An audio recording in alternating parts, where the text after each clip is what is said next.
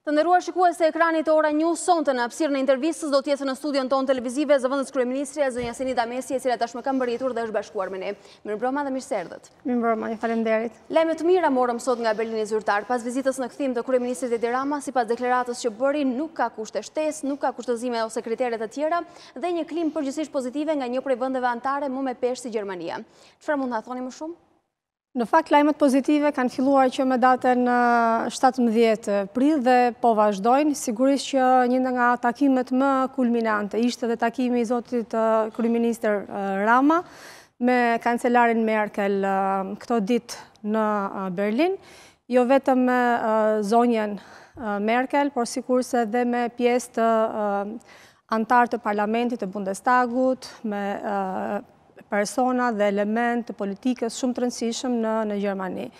Sigurisht është folur jo vetëm për procesin e integrimit, është folur të diskutuar dhe për proceset ekonomike, të marrëdhënieve të sinqerta dhe të ndërsjellta midis dy vendeve. Sigurisht klima është shumë pozitive dhe kjo le të themi na jep atë spunton që jemi në rrugën e mbar, duke filluar që nga data 17 prill me një rekomandim të komisionit të pakushtëzuar për hapjen e negociatave, duke vazhduar pastaj me prezencën e personave shumë të rëndësishëm në Shqipëri, duke përmendur këtu kryeministrin belg apo zotin Tusk, Mogherinin, e cila ishte vete pranishme në dorëzimin dhe në rekomandimet përkatëse në lidhje me procesin e integrimit dhe duke shënuar dhe me një takim kulminant me zonjën Merkel. A mund të jemi sot më optimiste në datë 17 prill kur na u dha dhe drita jeshile nga Komisioni Evropian? Ky është një tjetër zë zyrtar shumë i rëndësishëm për ne. Në fakt është një rrugë pa kthim. Rruga tashmë është e hapur, perspektiva është e qartë, ka të bëjë thjesht momentin. Ne duam të kapim momentumin aktual, jo vetëm për Shqipërinë është rëndësishëm, sigurisht edhe për Maqedoninë, sepse ishim dy nga vendet e Ballkanit Perëndimor, të cilët morën të njëjtin rekomandim nga Komisioni i Bashkimit Evropian në lidhje me hapjen dhe fillimin e negociatave për anëtarësim të pakushtëzuara, por është një momentum shumë domethënës për krejt Ballkanin Perëndimor. Në shumë takime, si në nivel të rajonit të Ballkanit, ashtu dhe në nivelet e tjera të Europës Juglindore dhe me gjërë, momentumi është i tillë që nismat janë aty, reformat po implementohen, kush më shumë dhe kush më pak, jemi në rrugën e duhur. Në fund të qershorit është dhe le të themi votimi në lidhje me pranimin dhe hapjen e negociatave në lidhje me Shqipërinë dhe me Maqedoninë. Rëndësishme është që të kapim këtë ritëm me qëllimin e shumë prioriteteve që në një moment të dytë, sidomos në vitin që vjen, vetë Parlamenti Evropian, vetë Këshilli dhe Komisioni do kenë çështje të tjera shumë më të rëndësishme se sa thjesht ekspansioni i vendeve anëtare. Përveç konsultimeve dhe fjalë të mira të cilat i mësuam sot edhe nga kryeministri Edi Rama, a kemi informacion, a ka marrëveshje të firmosura në Berlin dhe nëse po, për çfarë konkretisht bëhet fjalë? Marrëveshje aktuale nuk bëhet fjalë për firmosje marrëveshjes, bëhet fjalë për një proces le të themi i cili ne konsiderojmë një fazë le të themi të mbyllur, njërën fazë ku ishim deri me datën 16 prill dhe një fazë të re të hapur që është shumë sfiduese për Shqipërinë. Së pari vazhdimi me të njëjtin ritëm i reformave dhe së dyti thedhimi i tyre. Për të vazhduar me të njëjtin ritëm dhe për të thedhuar reformat është shumë i domosdoshëm dhe suporti i Bashkimit Evropian. Qoftë kjo nga ana teknike, qoftë kjo dhe nga ana financiare. Është shumë e rëndësishëm pasi nuk bëhet fjalë thjesht për reforma të ndërmarra, të cilat Komisioni ka vlerësuar me një progres shumë pozitiv në lidhje me raportin e tij të fundit të vitit 2016, ka vlerësuar në mënyrë shumë pozitive ecurinë e Shqipërisë dhe krahason këtë ecuri me dy vendet e tjera të rajonit, tashmë që janë një hap më përpara procesit të integrimit, siç është Serbia dhe Malizi. E rëndësishme për neve është vazhdimi i këtyre reformave me qëllim që të preken dy dimensione.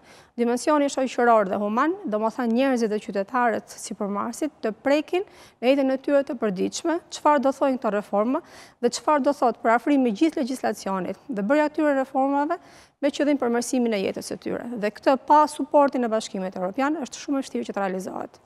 Zonja Mesi, a duhet jemi optimist për qershorin apo lajmi i mirë mund vijë edhe në dhjetor? Ne detyrat e shtëpisë, siç thotë kryeministri, i kemi kryer. Dhe kjo finalizohet pikërisht dhe me dhënien e rekomandimit pa kusht. Ajo është një farë mënyrë certifikimi që po, ju keni bërë gjën e duhur.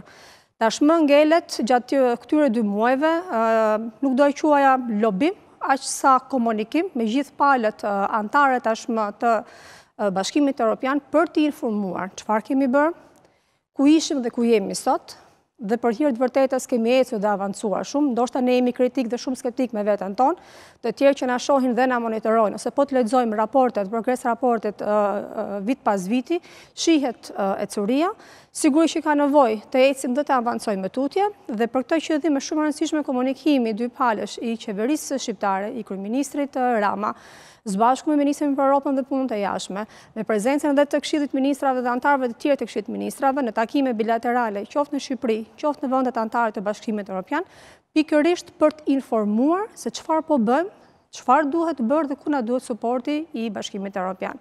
Kur jemi te progres raporti publikuar nga Komisioni Evropian në datë 17 prill, vëmë re se në dokument përgëzohet vendi për punën e bërë deri më sot me reformat dhe 5 kriteret kryesore, megjithatë kërkohet vijimësi e tyre dhe punë më intensive deri në qershor, ku presim një tjetër vendim të rëndësishëm. Do doja të ndalesha konkretisht tek një prej reformave më kryesore dhe më të rëndësishme, ajo për administratën publike. Ku do të përqendrohet strategjia e qeverisë në këtë drejtim deri në qershor, kur besoj se do duken dhe rezultatet e para?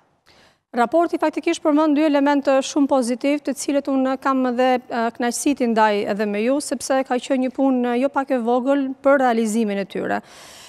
Përmend faktin që reforma në administratën publike po shkon sikur se duhet, ka nevojë që të vazhdojë e tillë, pra të jetë një reformë e qëndrueshme, dhe së dyti të kemi një administratë efikase, të depolitizuar dhe profesionale. Përmend një element shumë të rëndësishëm, ku thot dhe dua ta veçoj vlerësimin pozitiv në fushën e qeverisjes, ku nënvizohet angazhimi i qeverisë në procesin e integrimeve evropian, i shprehur në të tjera në lançimin e një strukturimi të administratës dhe të reduktimit të ministrive dhe agjensive të varësisë, me qëllim rritjen e eficiencës dhe rritjen e transparencës në bashkëpunim qeveri me qytetar. Dhe kjo është pikërisht një nga ato element ku qeveria shqiptare vendosi dhe fokusin, që në shtator të vitit 2017 dhe vazhdon të jetë fokus ende sot, me përfundimin e ristrukturimit të ministrive, deri në fillimin e vjeshtës të vitit 2018 në mbarojmë komplet dhe procesin e ristrukturimit të agjensive, sigurisht me dy fokus në mendje. Asnjëherë reforma që ne ndërmarrim, jo vetëm në administratën publike, në vetvete, por në gjitha pjesë tjera si në të drejtën dhe në luftën kundër krimit të organizuar, në luftën kundër korrupsionit, në të drejtat e njerëzit, nëse neve nuk kemi një administratë e cila jetëson këtë reforma. Dhe sigurisht do vazhdojmë jo thjesht implementimin e legjislacionit administratës publike apo për në punësin civil, që të kemi një administratë e cila hyn në punë me meritokraci, me procese transparente të rekrutimit, e trajnuar për të qenë ajo administrata profesionale dhe sigurisht do vazhdojmë dhe me procesen e reformimit të shërbimeve administrative me qëllim që qytetarët të ndjejnë dhe të prekin që marrëdhënia e shtetit me qytetarët ka ndryshuar, është qytetari i pari pa janë administrata publike. Kur flasim për reformën në administratën publike, a mund flasim për një hallkë e cila është më e dobët dhe më delikate në këtë proces ku ju do të fokusoheni? Janë 5 prioritete, sigurisht fokusi, se cila ministri ka fokusin e vetë. Administrata publike është një nga ato reforma ndërsektoriale, ndërministeriale, do më thonë nuk ose prek një departament të veçantë apo një ministri të veçantë, dhe sigurisht që se cili nga antarët e Këshillit të ministrave ka fokusin e vetë me qëllim që gjitha reformët të ecin në mënyrë paralele. Njerëzit sigurisht që kanë rëndësi, ne mund të ndrojmë shumë shpejt procedura, mund të ndrojmë ndoshta jo atë shpesh ligje, por sigurisht për të ndryshuar, për të trajnuar dhe për të ndryshuar mentalitetin e njerëzve, kjo kërkon kohën e vet. Nuk është që diçka që bëhet me një klik apo me një buton, do kohën e vet me qëllim që administrata jonë të shkojë aty ku duhet. Duke qenë së pari e ndërgjegjësuar që në fund të ditës qytetarët paguajnë për ato shërbime, paguajnë qoftë në mënyrë direkte, qoftë në mënyrë indirekte nëpërmjet taksave. A është reflektuar një ndërgjegjësim edhe brenda strukturave të administratës tonë? Ka filluar ndërgjegjësimi, unë jam shumë e kënaqur me disa institucione, sikurse pres shumë nga institucionet tjera. Po ndoshta edhe faza gjatë ristrukturimit të agjensive dhe institucioneve të varësisë, le të themi ka krijuar ose duket se ka krijuar një le të themi paqartësi ndoshta në lidhje me ofrimin e shërbimeve, gjë të cilën nuk duhet të ndodhë sepse proceset dhe procedurat janë po të njëjta. ndoshta kjo na ka penguar në një farë mënyrë në lidhje me avancimin e pjesës së trajnimeve. Me të mbaruar dhe këto do fillojnë në një mënyrë shumë integrale dhe shumë intensive me trajnimet e stafit, duke filluar nga kujdesi me konceptin e kujdesit ndaj klientit, pavarësisht se ai është qytetar dhe sipërmarrësi, po duhet të trajtohet si një klient për të shërbyer në kohë dhe në mënyrë eficiente, duke vazhduar pastaj në trajnimet profesionale për punën përkatëse, ligjshmërinë e kështu me radhë. Ndërkohë, menjëherë pas prezantimit të progres raportit nga ana e Komisionit Evropian, tashmë vetë kryeministri Rama, po dhe përfaqësues të tjerë të qeverisë dhe mazhorancës kanë nisur kontaktet me përfaqësues të vendeve me peshë të bllokut evropian. Çfarë mund ta thoni më shumë për këtë interval kur do të bindem skeptikët që është një detyrë e vështirë dhe një përgjegjësi e jona deri në qershor? Tani, sikurse përmenda edhe më përpara, detyra jonë është pikërisht të komunikojmë me gjitha palët.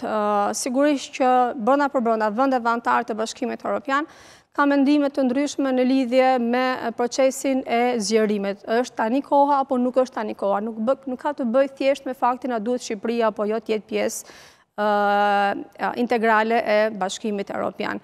Ka nga ato vende anëtarë të Bashkimit Evropian që janë shumë pro proceseve të integrimit dhe të përfshirjes e anëtarëve të ri, janë shumë dashamirës dhe me Shqipërinë veçanti, sikurse ka dhe nga ato vende që thjesht janë në diskutim e sipër nëse është momenti i duhur për Bashkimin Evropian në kuadrat e Brexit dhe problematikave të tjera për të përfshirë dhe anëtarë të ri në Bashkimin Evropian. Sigurisht ne po bëjmë ç'është e mundura dhe çfarë duhet në lidhje për procesin, në lidhje me përfshirjen tonë sa më të shpejt në këtë proces dhe gjithë këto vizita që neve së bashku i përmendën shkojnë pikërisht në këtë kuadër. Pa menduar këto vizitat bilaterale, vlen të përmenden dhe pjesë të takimeve në samitet ndërkombëtare dhe rajonale, ku Shqipëria sigurisht është një anëtare e plotë me të drejtë vote. Filluan para një jave apo 2 javësh me samitin e parë të digitalizimit në Shkup, që ishte vetëm për anëtarët e Ballkanit Perëndimor, sigurisht me prezencën e komisioneres Gabriel, që është ngarkuar për pjesën e digitalizimit, me shumë superlativa në lidhje me atë çfarë ka realizuar Shqipëria në kuadër të e-governance, qeverisjes elektronike dhe shërbimeve elektronike, dhe më shprehu dëshirën e saj për të vizituar së shpejti Shqipërinë, pasi nuk kishte qelluar asnjëherë të vizitonte vendin tonë për të parë nga afër çfarë kemi bërë dhe për të na suportuar si pjesë e agjendës së saj për digitalizimin dhe Shqipërinë, jo më vete, por si pjesë e Ballkanit Perëndimor. Vijon me samitin tjetër, i cili edhe ai shumë i rëndësishëm për proceset bashkëpunuese të vendeve të Europës Juglindore, ku ka vende të cilat janë tashmë anëtare të Bashkimit Evropian dhe jo vende anëtare të Bashkimit Evropian, pikërisht për të nxitur bashkëpunimin, dhe unë pata fatin të prezantoja dhe të përfaqësoja Shqipërinë në të dy këto samite, për të vijuar pastaj me samitin e Sofjes në maj, i cili edhe ai ka peshën e vet dhe rëndësinë e vet në lidhje me proceset e integrimit, duke arritur pastaj kulmin në qershor në samitin e Londrës, aty ku dhe shpresojmë të marrim dhe përgjigjen finale pozitive. Zonja Mesi, sot mund të themi se qeveria jon ka një agjendë konkrete, një plan në letër të cilën do ta vërë në zbatim deri në muajin qershor për të lobuar dhe për të bindur të gjithë ata, edhe mos qofshin skeptik, megjithatë duan provat në këtë periudhë apo jo? Duan provat për të shpjeguar në detaje çfarë kemi realizuar. Normalisht është progres raporti i komisionit, i cili është deri diku shumë i qartë dhe ka krijuar dhe një perspektivë se ku është Shqipëria në lidhje me ecërinë dhe ku duhet të fokusohet në të ardhmen e afërt. Sikurse shumë rëndësishme me detaje për të prezantuar gjitha reformat dhe gjithë, le të themi, benefitet e këtyre reformave. Sikurse përmenda dhe më herët, unë dua të theksoj përsëri dimensionin njerëzor. Kur flasim për proceset e integrimit në Bashkimin Evropian, ne si qeveri dhe gjitha palët, përfshi këtu dhe opozitën, duhet nërmarrim ato reformat të qëndësishme, të cilat nxisin shtetëformimin.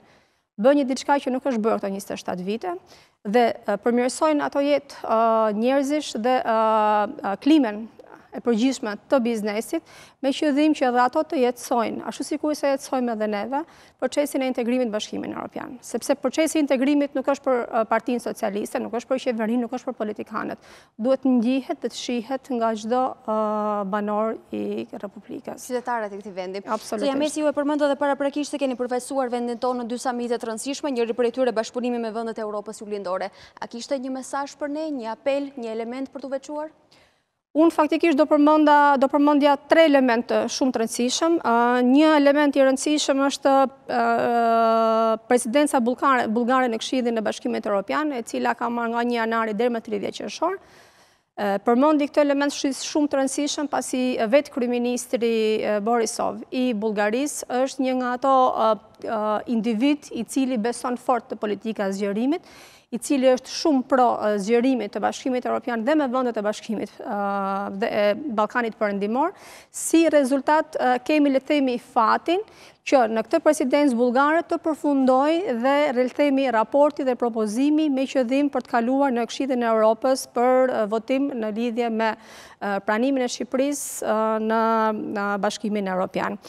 Presidenca e Bullgarisë fokusohet në disa elementë, në të ardhmen e Europës, në të rinjt, në Ballkanin Perëndimor, siguri dhe stabilitet. Duke pasur këto komponentë, të cilët presidenca bullgare në Këshillin e Europës fokusohet, unë mendoj që është një gjë shumë e rëndësishme, të cilët ne në një farë mënyrë duhet ta shfrytëzojmë maksimalisht. Lajmi tjetër i mirë është që për herë të parë Shqipëria përfaqësohet në nivelet e tilla të larta ekzekutive rajonale me kandidaturën e saj zonjën Bregu si sekretare e përgjithshëm në Komitetin e Zhvillimit dhe Bashkëpunimit Rajonal. Është hera e parë që Shqipëria përfaqësohet në një nivel të tillë dhe unë gjej rastin këtu të përgëzoj dhe diplomacinë shqiptare, sigurisht dhe të uroj shumë suksese zonjës Bregu, pasi është një nga ato pozicione të cilat mund të ridimensionojnë me projekte dhe me ide konkrete, jo vetëm kooperimin, bashkëpunimin e vendeve të Ballkanit Perëndimor me njëri tjetrin, por sigurisht dhe me pjesën lindore dhe qëndrore të Bashkimit Evropian. Elementi tjetër vjen për shqiptarët e Kosovës, ku për herë të parë Kosova në vitin 2019-2020 do ketë presidencën e SECP-s, pikërisht e këtij procesit të bashkëpunimit të vendeve të Europës Juglindore. Mbaj mend që vetëm para ca vitesh është bërë goxha një komunikim dhe lobim që Kosova të ishte pjesë e një komiteti dhe një samiti të tillë. Tashmë flitet për Kosovën, pavarësisht statusit të saj, si një vend i cili do marrë leadershipin dhe presidencën e një procesi të tillë kaq të rëndësishëm. Mesi dhe shkurt për në fund, si një prej eksponentëve më të rëndësishëm të kësaj mazhorance, a keni sot një parashikim për relatën e këtyre muajve me opozitën, a do të arrijnë të gjeni një gjuhë dakordësie qoftë dhe për hir të perspektivës tonë europiane? Unë mendoj gjithmonë që çfarëdo lloj reforme, e kërkuar apo jo nga Bashkimi Evropian, por e domosdoshme për vendin tonë, është shumë jetike që opozita të japin inputin e saj, që opozita të bashkëpunojë me qëllim dhe për hir të qëndrueshmërisë së reformave, me qëllim që reforma që ndërmerren sot të jenë afatgjata, të implementohen dhe të mos ndryshohen pavarësisht se kush do ta ketë nesër qeverisjen. Do ta jap mazhoranca kontributin e saj? Unë jam besim plot dhe dua të mendoj gjithmonë në anën pozitive dhe optimiste, i kërkoj dhe besoj që të japin bashkëpunimin. Faleminderit shumë që ishit me ne sonte. Faleminderit.